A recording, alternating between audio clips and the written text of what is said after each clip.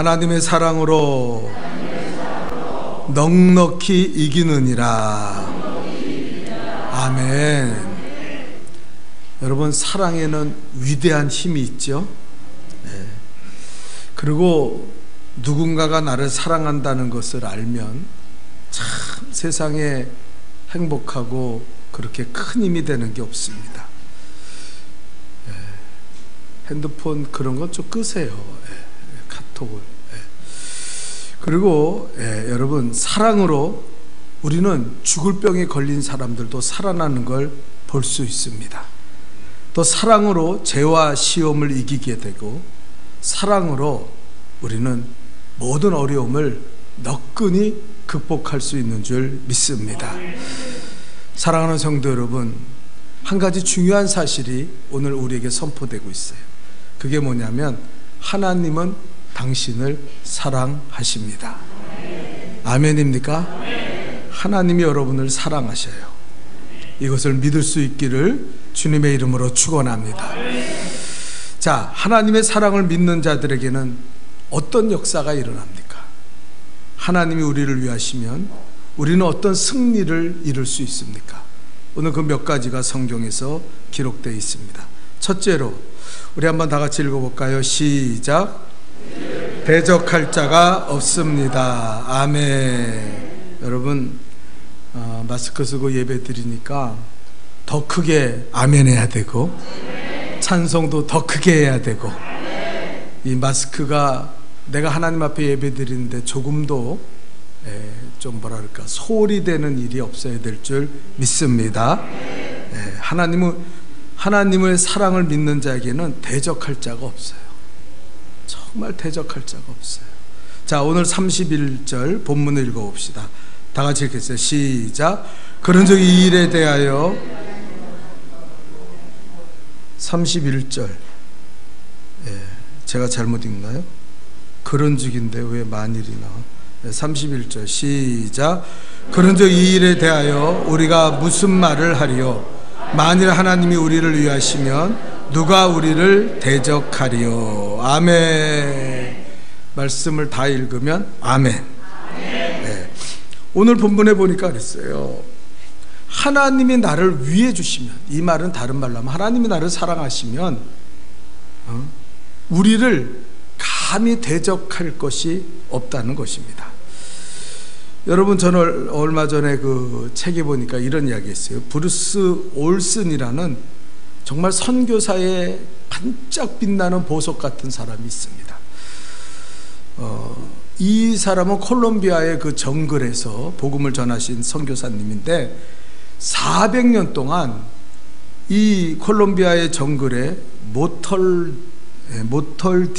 모털던이라는 부족이 있어요. 모털던 부족이 있는데 이 부족을 400년 동안 아무도 그곳에 들어가지 못했고 복음을 전하지도 못했습니다.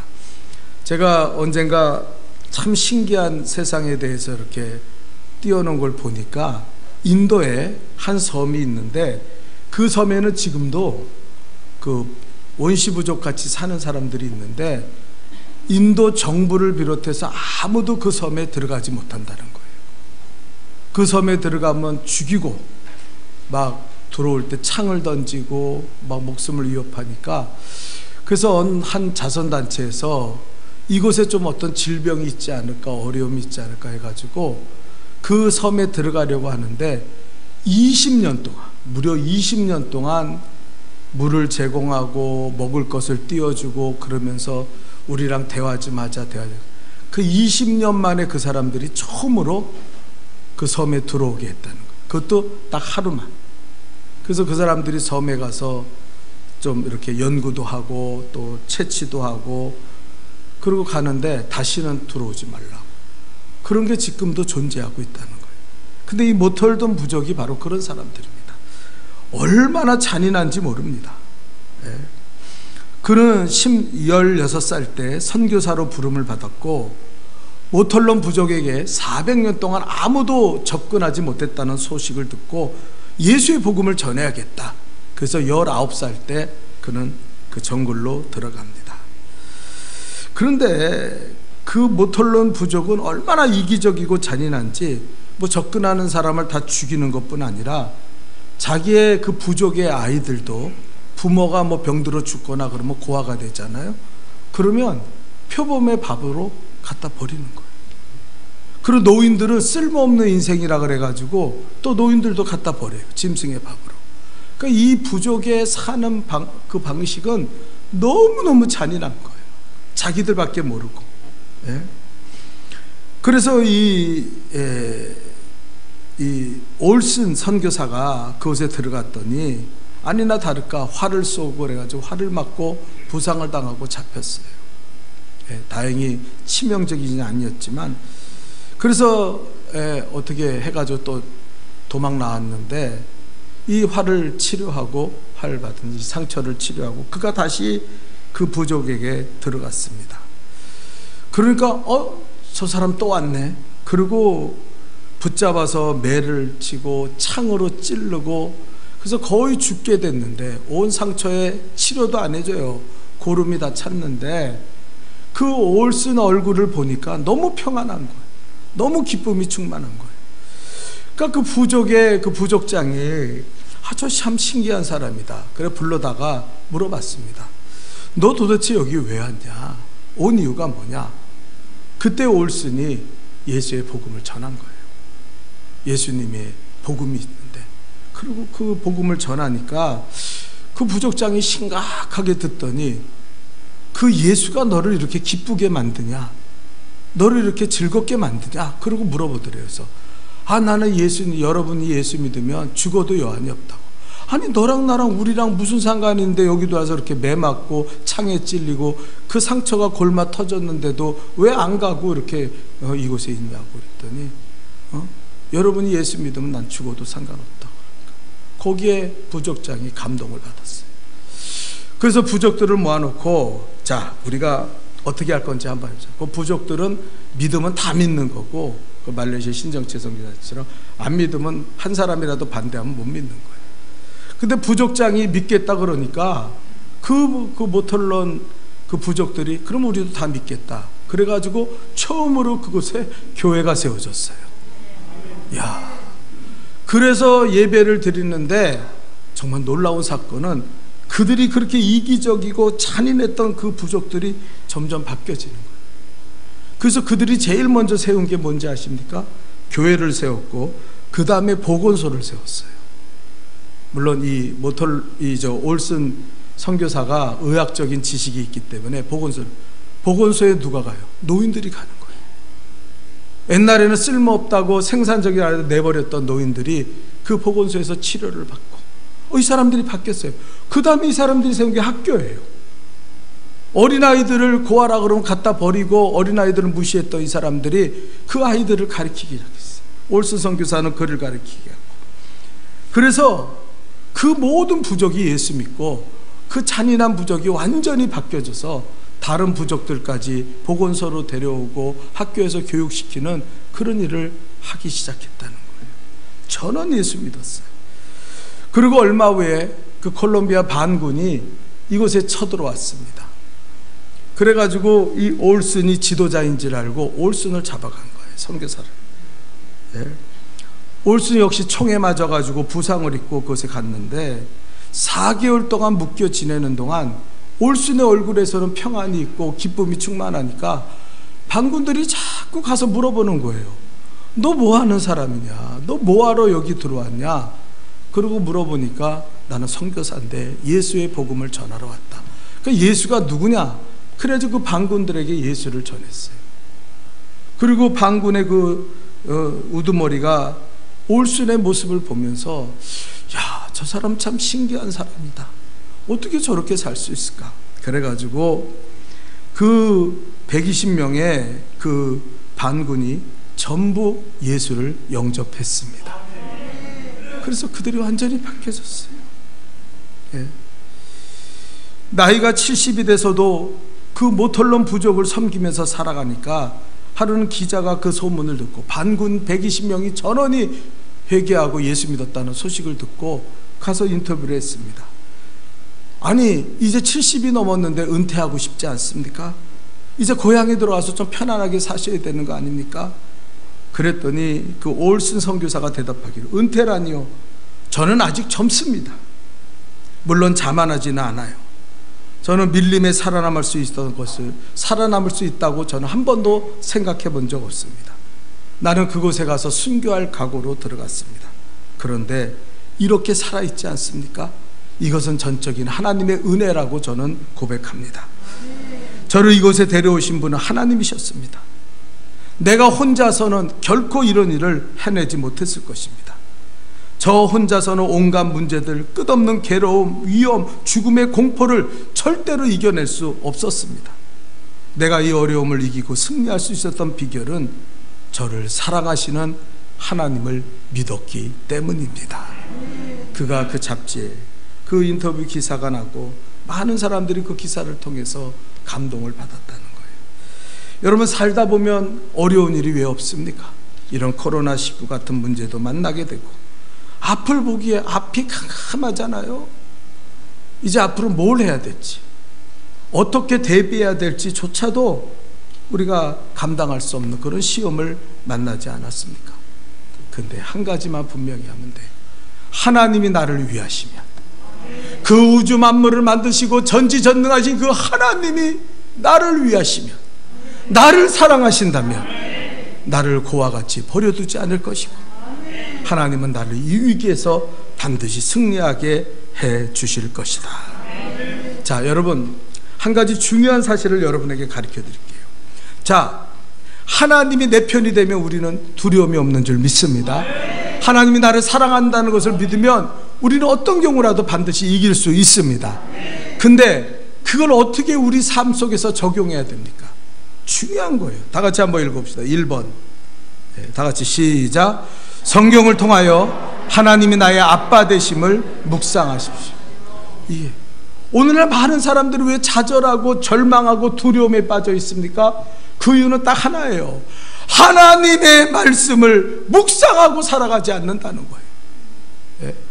교회는 나오는 것 같은데 저들의 심령의 깊은 곳을 바라보면 말씀이 없어요. 말씀을 묵상하지 않아요. 예? 언제까지 묵상해야 됩니까? 하나님의 사랑에 확신이 들 때까지 자꾸 성경을 묵상해야 돼요. 예? 여러분, 교회로 오래 다니면 뭐합니까? 일주일 동안 한 번도 하나님의 말씀을 암송하거나 묵상해 본 적이 없어요. 그가 세상에 치여 사는 거예요. 두려움 속에 사는 거예요. 꼭 모든 일이 나한테 터질 것 같은 불안감이 나를 엄습하는 거예요. 하나님의 말씀을 묵상하십시오. 자, 요한복음 1장 12절에는 뭐라 그럽니까? 다 같이 읽겠어요. 시작. 영접하는 자 곧 그 이름을 믿는 자들에게는 하나님의 자녀가 되는 권세를 주셨으니. 여러분, 우리가 예수님을 영접했습니다. 아멘입니까? 예수 믿으십니까? 예수 믿으시기를 축원합니다. 그러면 여러분은 하나님의 자녀가 되는 거예요. 하나님은 여러분의 아버지가 되는 거예요. 근데 그 아버지가 어떤 아버지인지 아세요? 자, 갈라디아서 4장 6절을 읽어봅시다. 다 같이 읽겠어요. 갈라디아서 4장 시작. 너희가 아들이므로 하나님이 그 아들의 영을 우리 마음 가운데 보내사 아빠 아버지라 부르게 하셨느니라. 우리가 아버지 그러죠? 아니, 아빠. 아빠. 이걸 아바 아버지라고 그랬죠. 우리가 무슨 힘이 있고 성숙해서 아버지 이러는 게 아니에요. 마치 유치원 다니는 아이처럼, 아니 그보다 더 갓난 아이처럼 아빠. 우리 하나님 앞에 우리가 그렇게 씁니다. 우린 연약한 존재예요. 혼자 힘으로는 정말 아무것도 할 수 없어요.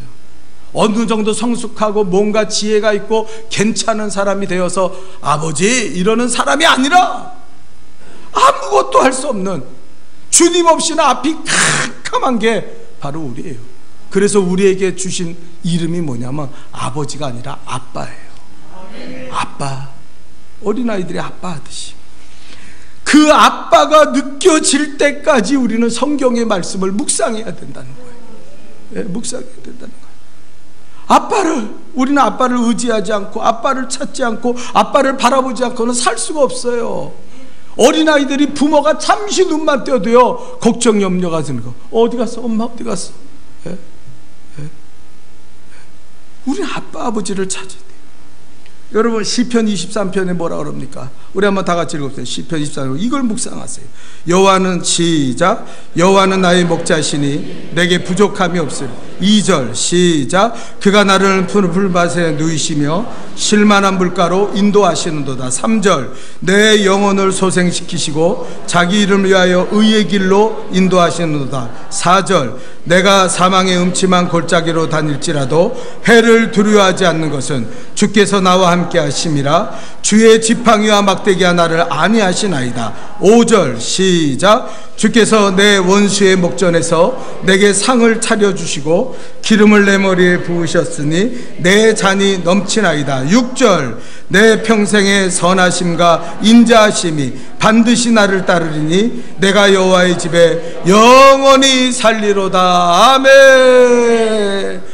이걸 묵상해야 돼요. 여호와는 나의 목자시니 부족함이 없습니다. 사망의 음침한 골짜기로 다닐 때 코로나19 세상에 그 사고와 재난이 많아도 하나님 이 홍수가 나도 하나님은 나를 주의 지팡이와 막대기로 안위하시나이다.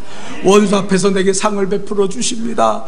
그 선하심과 인자하심이 넘쳐나니 나는 주님 떠나지 않을 거예요. 아빠 나 좀 도와주세요. 아빠.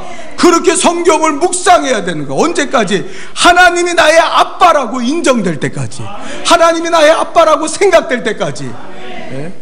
근데 오늘날 성도들은 게을러서 성경을 묵상하지 않고 살아요. 복 있는 자는 주야로 그 말씀을 묵상하는 자라 그랬는데 말씀을 떠나 사니까 늘 두려운 거예요. 코로나19로 앞날에 불안이 느껴집니까? 두려움이 생겨납니까?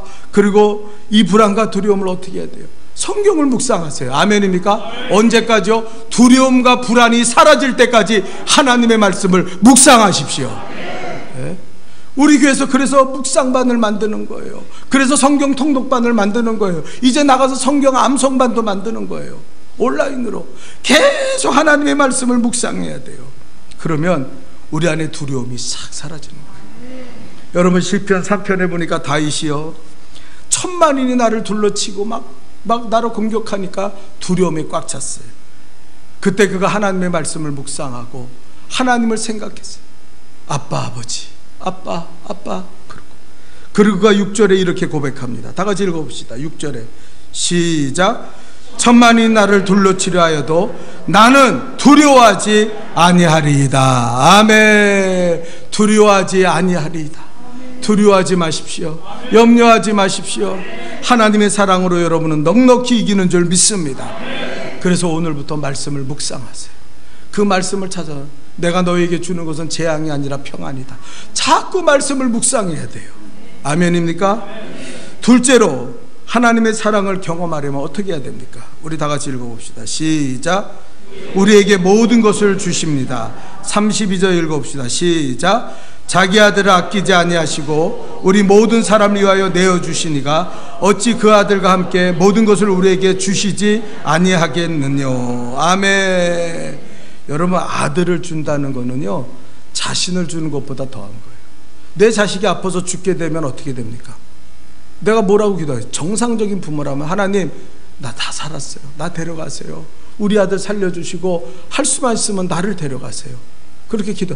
그 자식을 줬다는 거는요 그보다 큰 사랑이 없나. 자기 자신을 줬다는 것보다 더 큰 사랑이라는 거예요. 예? 그러면서 뭐라 그럽니까? 아들까지 줬는데 내가 너에게 무엇을 아끼고 주지 않겠느냐 말씀하셔요. 근데 우리가 왜 받지 못합니까? 구하지 아니함께 돼. 성경에 보니까 너희가 얻지 못하면 뭐라 했어요? 구하지 아니하기 때문에. 너희가 얻지 못하면 구하지 않아요. 난 기도하지 않는 분들을 이해할 수 없어요. 왜 기도하지 못합니까? 힘들고 어렵다고 하면서 두렵다고 하면서 왜 하나님 앞에 나와 기도하기를 거부하는지 모르겠어요. 예? 구하기만 하면 아들까지 주신 하나님이 이 모든 것을 너희에게 주신다고 약속하고 있잖아요. 예? 하나님의 사랑으로. 저는 몇 주간 동안 목회에 대해서 굉장히 고민을 했어요. 야, 이 코로나19 때문에 뭐 우리 교회는 크게 타격이 있는 건 아니지만 저는 대한민국의 교회를 생각하면서 20%에서 40%의 교인이 이미 줄었다고 말하고, 여러분 1월 달에 코로나가 시작된 것도 아니죠. 3월인가 2월 달에 이제 확진되기 시작했잖아요. 지금 8월이면 6개월 만에 한국 교회 전체의 40%가 줄었어요. 억장이 무너지지 않아요? 전도해본 사람은 알 거예요. 한 사람 전도하기가 얼마나 힘든지. 예? 예? 그런데 40%가 그냥 휙 하고 날아가, 쭉정처럼 휙 하고 날아간 거예요. 예? 얼마나 마음이 아픈지요. 하나님 어떤 목회를 해야 됩니까? 아니 모일 수도 없고 뭐 예배드리라 해서 예배도 안 드리고. 예? 예? 이거 어떻게 해야 됩니까? 학생 수련회 준비를 하랬더니 우리 부목사님이 3주 동안 끙끙 앓고 못하는 거예요. 그래서 왜 3주 동안 못하냐, 계획서도 안 올라오냐 그랬더니 목사님 뭘 해야 될지 모르겠어요. 애들이 모여야 수련회를 하고 뭘 해야 될지 모르겠대요. 그 과정 속에서도 해야 되지 않냐고 제가 얘기해요. 지금 우리 여름 성경학교를 진행하고 있습니다. 네? 그래서 많은 분들이 일부 예배에 참석하고 지금 여름 성경학교 하고 있어요. 애들이 있어야죠. 네? 젊은 부모들은 믿음이 없으니까 전부 애들, 야 교회 나가지 마, 교회 나가지 마. 교회 나가면 코로나 걸립니까? 네? 요즘 다녀보면요, 식당이고 뭐 어디고 카페고 빠글빠글 사람들이 엄청, 거기 음료수 먹어야 되니까요 다 마스크도 안 쓰고 있어요. 근데 뭐 사람들은 두려움에 교회 가면 걸리는 줄 알아. 예? 이런 사람들을 어떻게 인도해야 됩니까? 예? 뭐 그래서 정부에서는 뭐 확진자가 생기니까 정기 집회를만 놔두고 소집하지 말라 뭐 어쩌고저쩌고. 예? 여러분, 저들이 기도와 예배의 중요성을 압니까? 예배와 기도는 성도의 의무예요. 예? 성도가 예배와 기도를 폐하면은 뭐 성도, 뭐 신앙생활 할 게 뭐가 있어요? 예? 예? 예? 육체만 중요합니까? 육체만 살면 돼요? 영혼이 죽으면 다 죽는 거예요. 예? 예? 이걸 어떻게 설득해야 되고 어떻게 할까요? 제가요, 지지난주에 우리 성가대가 경찰이 와가지고 마스크 쓰지 않으면 안 된다 그래가지고 마스크 쓰고 찬양하는데 제 마음에 기쁨이 없더라고요. 왜냐하면은 제가 이제 토요일날 이렇게 설교를 끝나고 한 1시쯤 집에 가요. 그러면은 1시쯤 가면 이제 그 KBS에서 꼭 그 음악회를 이렇게 녹화된 것을 틀어줍니다. 제가 이렇게 누워서 잠들면서 그걸 들으면 참 좋아요. 그런데 이제 어제도 뭐 어제는 관현악단이 나와가지고 하였는데 그 전에는 또 우리 그 국립중창단이 합창단이 남성 합창단들이 나와서 하는 거예요. 그 좌석은 사람들이 마스크를 쓰고 뛰어 앉았는데 이 찬양하시는 분들은 막 그냥 열정적으로 마스크 악기 연주하시는 분들도 다 벗고. 왜? 관객에 대한 예의가 아니라는 거. 최선을 다해서 우리 연주를, 아니 안 하면 그만 아니에요. 어려움. 그때 한다면은, 그래서 그분들이, 그래서 제가 그런 말씀을 오후 예배 때 살짝 드렸어요. 근데 그 다음 주에 정말 뭐 내가 아무한테도 얘기 안 했는데 그 다음 주에 마스크를 벗고 하시더라고요. 그래서 아유 참 감사하다 그렇게 느꼈는데, 예. 근데 하필이면 우리 제1교회에서 성가대에서 확진자들이 무력으로 나온 거예요. 하나님, 내가 마스크 벗으라는데 우리 성가대원들이 마스크 벗으면서 우리 목사가 벗으래서 벗긴 벗지만 난 순교의 각오를 갖고 찬양하는 거야. 예? 그래서 오늘 많이 빠진 것 같아요, 성가대가. 예? 예? 어떡하냔 말이에요. 그래서 제가 너무나 답답하고 막막한 거예요. 하나님, 내 힘과 내 능력으로는 할 게 없어요. 그렇게. 그때 주님이요, 기적 같은 일을 벌여주죠. 누가 보냈는지 내 문자가 하나 날라왔어요. 근데 거기에 인터넷에 들어가서 전국교회 이야기를 한번 들어보라는 거예요. 내가 그때 설명할 때는 좀 잘못 설명했는데, 휴전선 가까운 곳에 연천군이 있는데 그 연천군 중에서도 작은 읍이 하나 있어요. 전 인구가 애들까지 다 합쳐서 인구가 2만 명이 되는 곳인데 오래된 감리교회가 있는데 그 전국교회예요. 이 교회가 오래됐습니다. 그러니까 어떤 장로님이 2,800평의 땅을 기증해 주므로, 땅이 뭐 싸니까 그래가지고 거기다 교회를 짓는데 힘이 없으니까 은행에서 돈 얻어가지고 본당만 지었어요. 뭐 부속 건물이 하나도 없어요. 우리처럼 이런 교회가 아니라. 그러고 있는데 그 빚을 감당을 못하는 거예요. 교회가 시들시들하는 거예요. 아니 1300석을 만들어놨는데 예배 인원은 50명밖에 안 되는 거예요. 그런데 얼마나 휑합니까? 예? 난방도 못하는 거예요. 냉방도 못하는 거예요. 그 돈도 감당을 못하는 거예요. 아니 교회만 땡그래. 그래서 사람들이요, 아니 이런 시골에 무슨 저렇게 큰 교회를 누가 줬어? 그리고 가보면은요, 예배 드리러 왔다가 다 도망가는 거예요. 여름에 냉방도 안 하지, 겨울에 난방도 안 하지. 돈 없으니까 50명 정도 모여가지고 텅, 이게 무슨 이상한 게, 이걸 왜 만들어놨나, 그런 거예요. 그렇게 빚에 시달리면서 그렇게 지나가니까 성도들이 지친 거예요. 힘도 없고. 근데 15대 목사로 박진구 목사님이라는 분이 그곳에 부임했어요. 여러분 기도합시다. 그래도 기도해도 안 나와. 새벽 기도합시다. 그래도 안 나오고. 여러분 뭐하고. 그래도 다 사람들이 아이, 빚은 쌓아가고. 이 목사님이 어느 날 정말 한계를 느끼면서 아휴, 내가 할 일이 없다. 그랬더니 하나님께서요, 너 기도해라 그러더래. 그래서 자기가, 하나님 그럼 제가 기도할게요. 10시부터 밤 10시 되면은 나오는 거예요. 나와서 새벽 기도 때까지 기도하는 거예요. 자다가 기도하다가 소리 지르고 울다가 또 기도하다가 하루도 빠지지 않고 1년 동안 매일 나와서 기도하는 거예요. 힘들고. 여름에는 냉방이 안 되니까 얼마나 더워. 겨울에는 또 그 휑한 데서 혼자 기도하니까 얼마나 추워. 막 그냥 괴로움을 당하고 몸은 아프고 힘들어도 나와서 억지로 기도하는 거예요. 근데 놀라운 일이 생겼어요. 1년이 지나니까 장로님들이 회개하기 시작하더래요. 목사님한테 심지어 나는 죽일 이런 얘기를 하면서 막 울면서 통곡하고 회개하더래요. 우리가 잘못했다고. 예. 그러더니 성도들이 회개하기 시작하더래요. 그러더니 사람들이 오기 시작하더래요. 옛날에 구경하고 뭐 이런 교회가 다 있어요 이러고 떠났는데 웬일입니까? 젊은 사람들이 오기 시작하고 교회 정착하기 시작하더래요. 교회가 금세 200명이 됐어요. 네? 아동부서가 학생들이, 청년 학생 다 합쳐가지고 3명 모이던 교회가 200명의 청년과 학생들이 모이는 교회로 바뀌어졌어요. 연천군이 어딥니까? 시골이에요. 거기에 누가 젊은 애들이 어디 있어요? 근데 그 젊은 애들이 다 이 교회 나오는 거예요.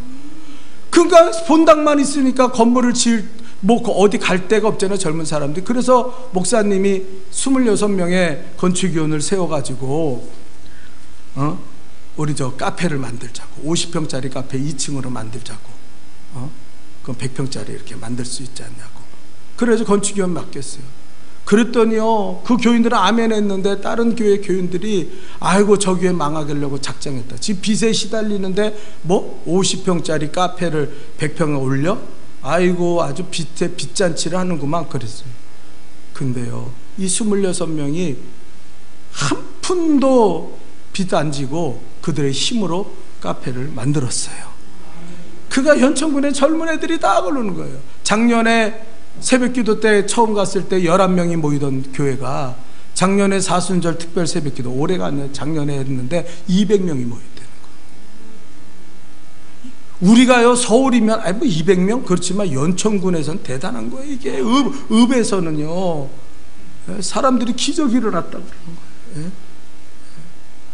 여러분, 그 얘기를 주님은 나에게 가르쳐 주시면서 제 목사야 실망하지 말라, 기도해라, 지금보다 좀 더 기도해라, 좀 더 기도해라 했어요.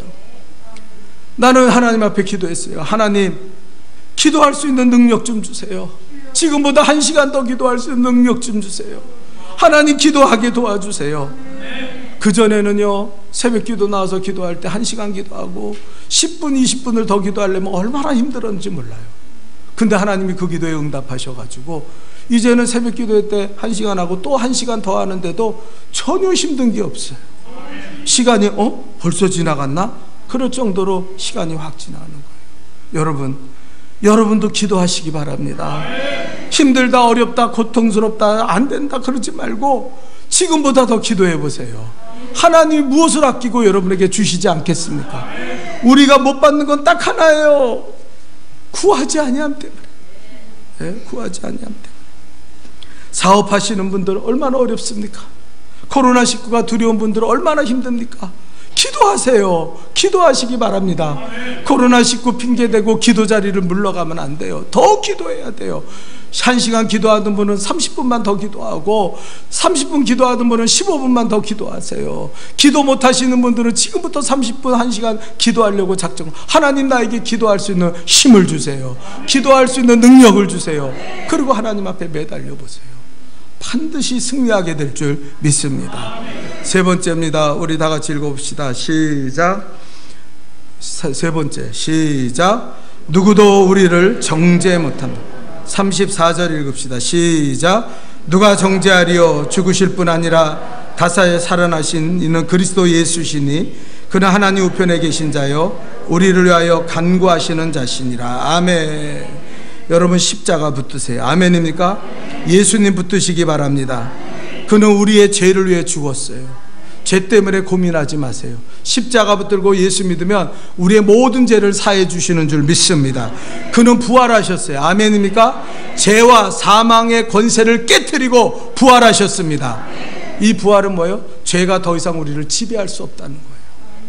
우리가 예수를 꽉 붙잡고 십자가 붙들면 내 능력이 아니라 예수의 능력으로 우리는 죄의 권세가 사라집니다. 여러분, 하나님과 불편하게 살지 마세요. 어떤 사람은요, 예수를 믿어도 하나님과 불편한 사람들이 있어요. 제가 이번에 기도하면서 우리 성도들을 더 자세히 기도하는데 너무나 많은 사람들이 하나님과 불편한 관계에 있는 거예요. 하나님이 기뻐하는 태도가 없어요. 불순종하고 살아요.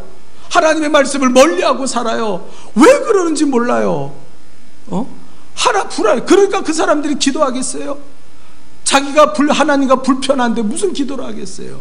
하나님이 내 기도 들어주실 것 같지도 않고 부활의 능력을 잃어버리고 사는 거예요. 죄의 권세에 묶여서 사는 거예요. 여러분, 그러지 마세요. 십자가 붙들면 모든 죄의 권세는 사라지게 될 줄 믿습니다.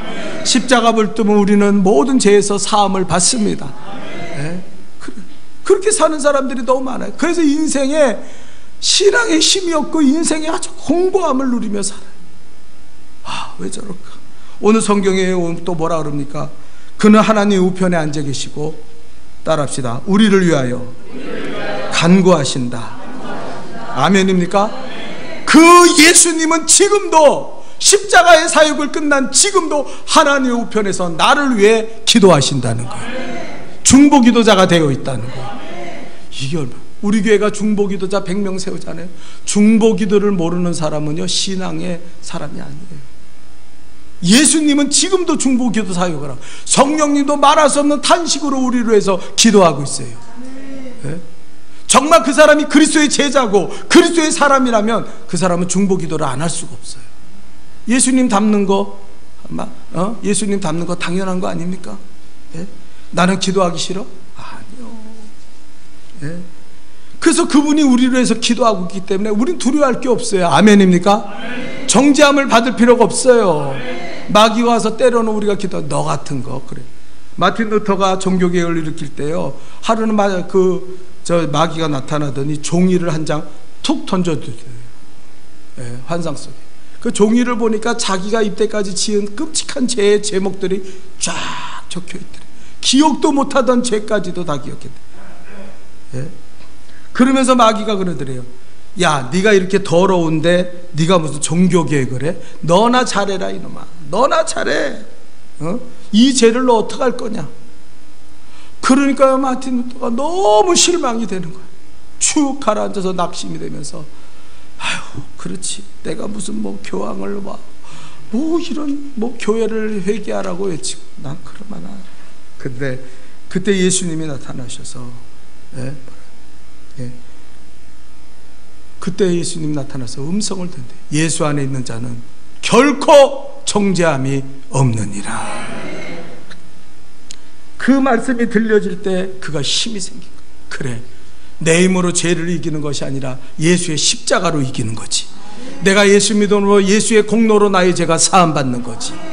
그러고 나서 마귀랑, 이 더러운 귀신아, 마귀야, 예수 안에 있는 자는 결코 정죄함이 없으니 너는 예수의 이름으로 떠나갈지어다. 그때 마귀가 벌벌 떨면서 도망가더라. 여러분, 하나님의 사랑을 믿습니까? 여러분, 하나님 죄사함을 주시려고 이 자리에 부르신 거예요. 왜 자꾸 하나님과 불편한 관계를 만듭니까? 어떤 사람은 습관적으로 졸고, 습관적으로 예배 안 드리고, 습관적으로 기도 안 하고, 목사님이 뭐 설교하면은 뭐가 그렇게 기분이 나쁜지 습관적으로 불순종하고 아멘도 안 하고, 왜 그렇게 불편하게 살아요? 예? 예? 순종하면 얼마나 좋아요. 아멘하면 얼마나 좋아요. 왜 그러고 살아요? 왜 이상한 짓을 하고 이상한 말을 하고 살아요? 그러지 마요. 하나님과 불편한 관계를 청산하십시오. 그리고 하나님의 사랑을 받아들이세요. 하나님, 나는 아빠가 좋아요. 나는 어린아이 아빠, 나 좀 도와주세요. 하나님은 얼마든지 도우시고 하나님은 얼마든지 사랑하시는데, 예? 뭘 걱정하냐. 그래서 오늘 본문의 결론을 봅니까? 38절에 따라합시다. 내가 확신하노니. 성경 묵상을 통해서 확신해야 돼요. 하나님이 나를 사랑하신다. 나의 아빠는 좋으신 하나님이다. 예? 그리고 나는 기도하면 무엇이든지 주실 것이다. 나는 모든 죄에서 십자가만 붙들면 사함을 받고 죄의 권세는 사라지게 될 것이다. 예? 확신하노니. 그리고 39절 하반절을 읽어봅시다. 우리 다 같이 시작. 우리 주 그리스도 예수 안에 있는 하나님의 사랑에서 끊을 수 없으리라. 아멘. 누가 와서, 마귀가요? 사람이 와서요? 원수가 와서요? 못 끊어요. 여러분, 하나님 붙잡으세요. 이 어려운 때 주님의 사랑을 믿으시기 바랍니다. 성경 오늘부터 묵상하세요. 계속 묵상하세요. 하나님 아버지를, 아빠 아버지가 확신되는 그때까지. 그리고 기도 조금만 더 합시다. 기도 좀, 지금이야말로 기도할 때. 피하면 안 돼요. 도망가면 안 돼요. 기도하기 싫다고. 마귀는 우리에게 코로나19인데 무슨 기도하냐? 아니요, 지금이 기도할 때예요. 다 주십니다. 그리고 십자가 붙들고 하나님 나와 함께 하시는 그 확신 속에서 주님의 사랑으로 넉넉히 이기는 우리 성도들 되시기를 주님의 이름으로 축원합니다. 기도하겠습니다. 하나님 아버지, 아빠 아버지, 나를 긍휼히 여겨 주옵소서. 하나님, 세상에 어려움이 많이 있지만 하나님이 나의 아빠가 되시면 내가 무엇을 두려워하겠습니까? 하나님, 나는 미련하고 우둔하고 아무것도 할 수 없는 연약한 종인 것을 고백합니다. 아빠 아버지, 나를 불쌍히 여겨 주옵소서. 우리가 하나님의 말씀을 묵상하게 도와주세요. 아빠 하나님이 너무나 좋으신 분이고 나를 사랑한다는 사실을 자꾸 잊어버리고 살지 않도록 성경 묵상을 통해 하나님을 확신하며 살게 도와주옵소서. 또 하나님 아버지, 우리가 독생자까지 주신 하나님께서 무엇을 아끼고 안 주시겠습니까? 우리가 얻지 못하면 구하지 아니함 때문입니다. 이제부터 기도하게 도와주옵소서. 기도할 수 있는 능력을 주옵소서. 기도하고 싶은 마음이 생기게 하여 주옵소서. 기도를 멀리하고 살아가는 미련한 자가 되지 않도록 우리에게 영적으로 깨어나는 역사를 이루어 주옵소서. 하나님, 십자가 단단히 붙들고 아빠는 나를 용서하시고 나의 모든 허물을 덮어주시고 지금도 나를 위해 중보기도 하시는 분인 것을 믿게 하여 주옵소서. 두려워하지 말고 그 사랑에서 아무도 나를 끊을 수 없사오니 주님 바라보며 승리하게 도와주옵소서. 예수님의 이름으로 기도하옵나이다. 아멘.